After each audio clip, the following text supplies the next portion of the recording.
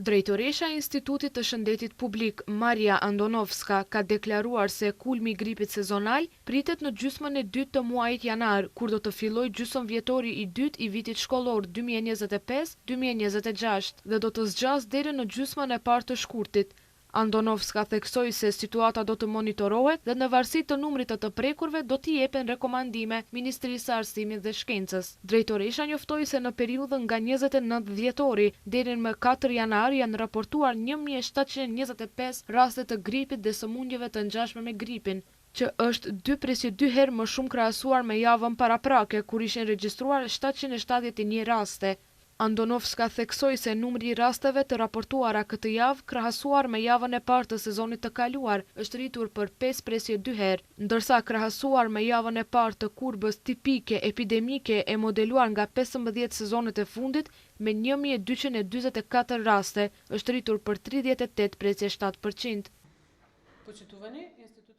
Pasi gjatë javës së kaluar, java e 52/2025, u tejkaluar pragu për hyrje në sezonin e gripit, 22.3 për 100.000 banor.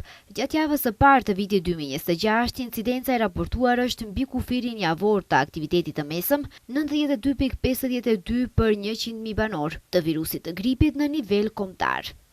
Andonovska tha se 729 persona janë të moshës 15-64 vjeç, 618 janë fëmijë të moshës 5-14 vjeç, 220 janë fëmijë të moshës 0-4 vjeç dhe 129 persona janë mbi 65 vjeç, ndërsa siç tha ajo, incidenca më e lartë është regjistruar tek fëmijët e moshës 5-14 vjeç.